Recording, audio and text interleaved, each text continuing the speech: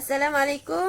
Nama diberi Siti Aisyah binti Kuaridi 201910892550. Hari ini saya akan membentangkan tajuk Khalifah Bani Umayyah. Pengenalan tentang Khalifah Bani Umayyah. Nama kerajaan Bani Umayyah diambil sempena moyang Muawiyah bin Abi Sufyan bin Harb. Muawiyah bin Abi Sufyan merupakan khalifah pertama. Kerajaan Umayyah memerintah selama 92 tahun. Dengan 14 orang khalifah. Dasar pemerintahan berbentuk monarki. Pemerintahan yang dipimpin seorang penguasa monarki iaitu pemerintahan yang memerintah seumur hidup atau hingga ia turun tahta. Pusat pemerintahan berlaku di Damsyik. Khalifah Bani Umayyah ada 14 iaitu Muawiyah bin Abu Sufyan, seorang tokoh sahabat yang terbilang serta tokoh politik dan pentadbir yang cekap lagi pintar. Muawiyah secara rasminya mengisytiharkan dirinya sebagai khalifah pada tahun 861 Masihi. Seterusnya Yazid bin Muawiyah. Masa pemerintahan Yazid hanya berlangsung kira-kira 3 tahun dan beberapa bulan sahaja. Dalam tahun pertama ia telah membunuh Husain bin Ali.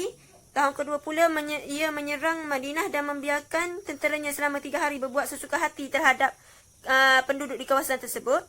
Tahun ketiga ia menggempur Kaabah.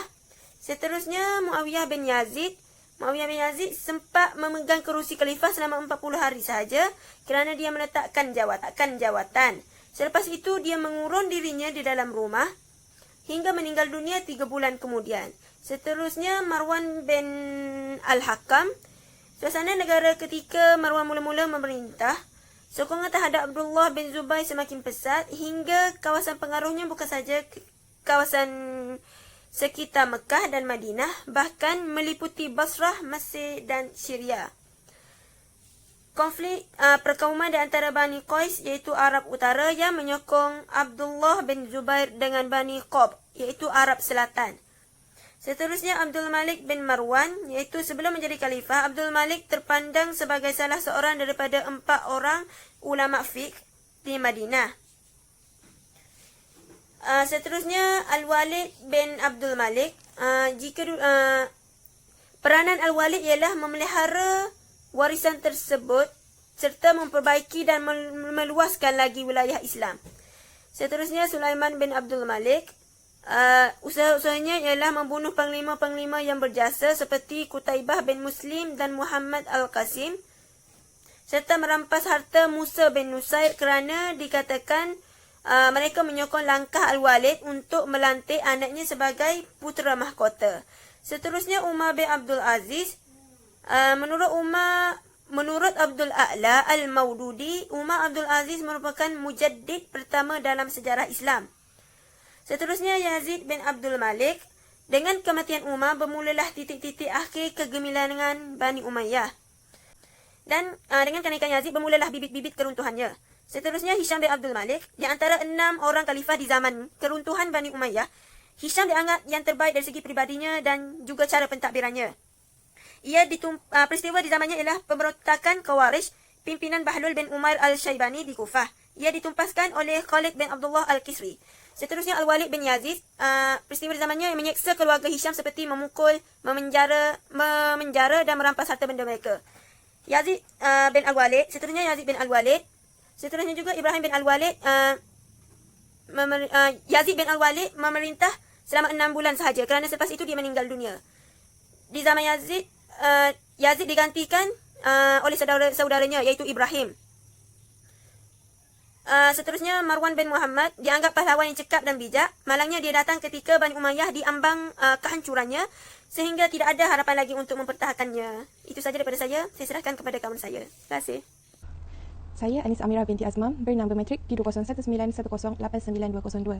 Saya akan sambung kepada pembentangan yang seterusnya, iaitu ciri-ciri kepimpinan yang terdapat pada pemimpin Bani Umayyah. Di antara pemimpin yang terkenal ialah Muawiyah bin Abu Sufyan, Yazid bin Muawiyah, Al-Walid bin Malik dan Umar bin Abdul Aziz. Pemimpin yang pertama iaitu Muawiyah bin Abu Sufyan. Seperti sedia maklum, Muawiyah merupakan pengasas kepada Bani Umayyah. Dia mengambil alih tampuk pemimpinan selepas kepimpinan yang dibawa oleh Khulafah Ar-Rasyidin. Muawiyah merupakan seorang pemimpin yang bijaksana dalam memimpin.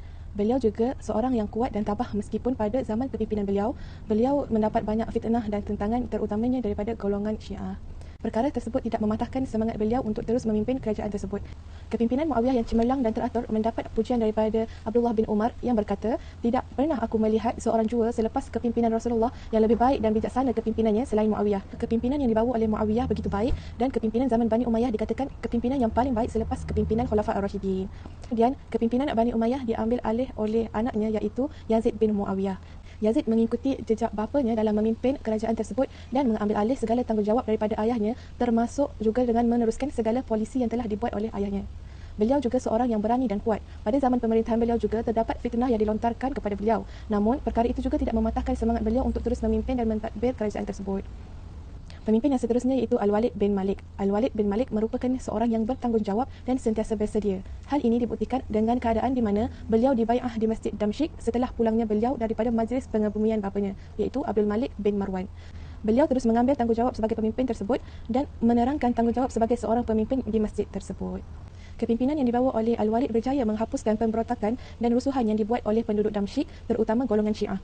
Ini menunjukkan bahawa beliau merupakan seorang pemimpin yang berani. Al-Walid juga seorang pemimpin yang bijak dalam mengawal keamanan kerajaan dan masyarakat. Pada zaman pemerintahan beliau juga, wujudnya kestabilan ekonomi, politik serta membawa kesejahteraan kepada rakyat. Pemimpin yang terakhir iaitu Umar bin Abdul Aziz. Umar bin Abdul Aziz merupakan pemimpin yang tersohor dan disegani oleh kerana kepimpinan beliau yang mengutamakan rakyat. Pada zaman kepimpinan beliau juga, yang banyak membawa perubahan kepada kerajaan dan masyarakat. Umar merupakan pemimpin yang berjiwa rakyat. Beliau akan mengutamakan kebajikan dan kesejahteraan rakyat. Kepimpinan yang dibawa oleh Umar bin Abdul Aziz juga berpandukan Al-Quran dan As-Sunnah sepenuhnya.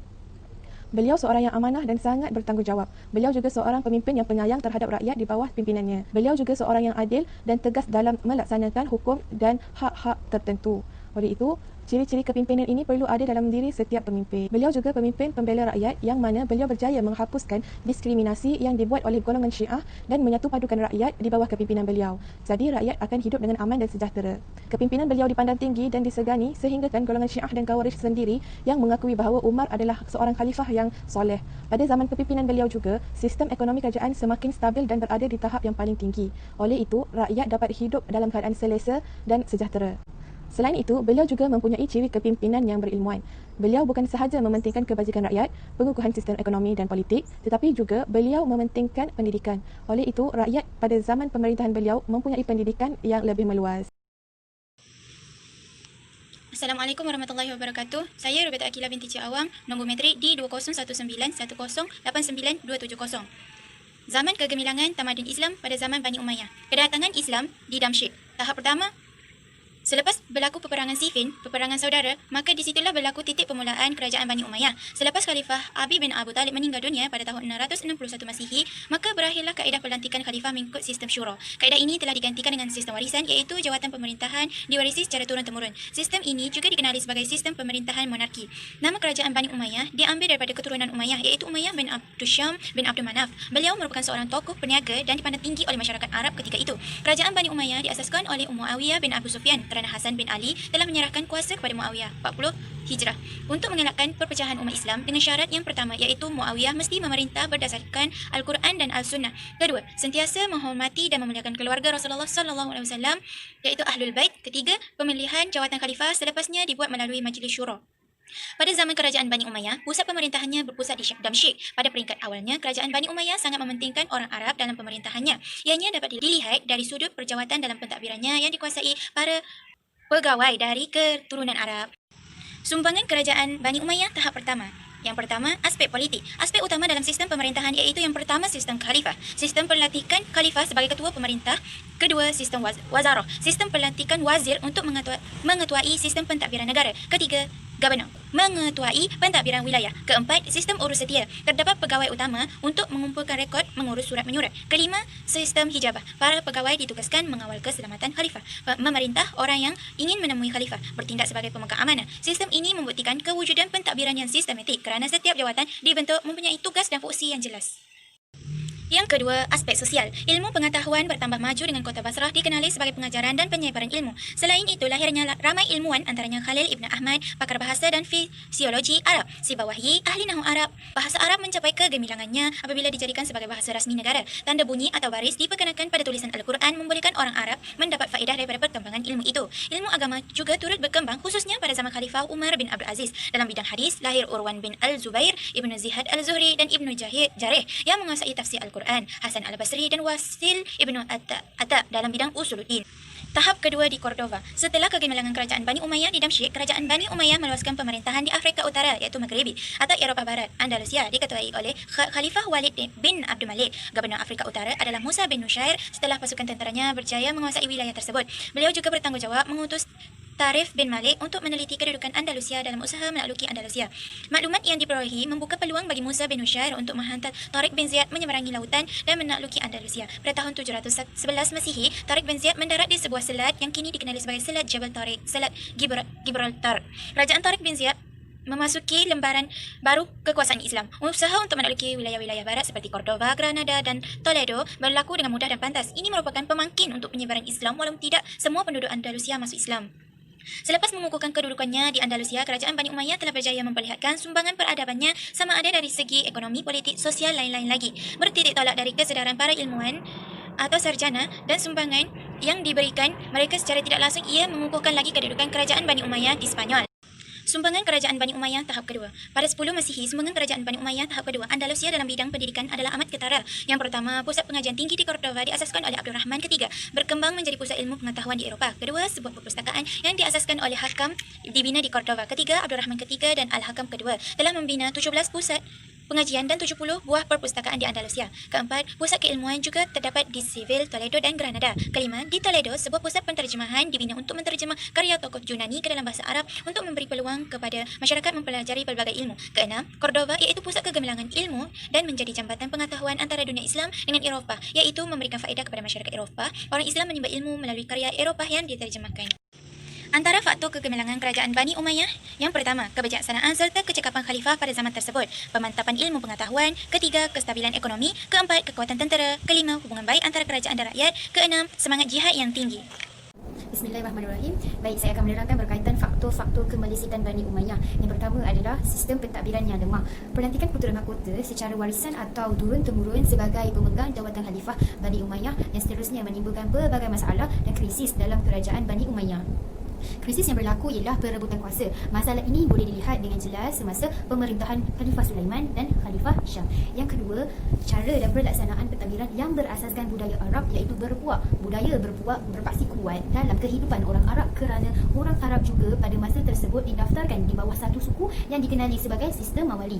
Selain itu, kekangan dalam kewangan menyumbang kepada kejatuhan kerajaan Bani Umayyah. Masalah ini berpunca daripada berlakunya peperangan yang berterusan. Kesimpulannya, kejatuhan kerajaan Bani Umayyah banyak dipengaruhi oleh faktor dalaman dan juga luaran seperti masalah pentadbiran dan parti pembangkang. Hal ini jelas bahawa masalah pentadbiran dan juga penentangan parti pembangkang merupakan punca terbesar yang menyumbang kepada kejatuhan kerajaan Bani Umayyah.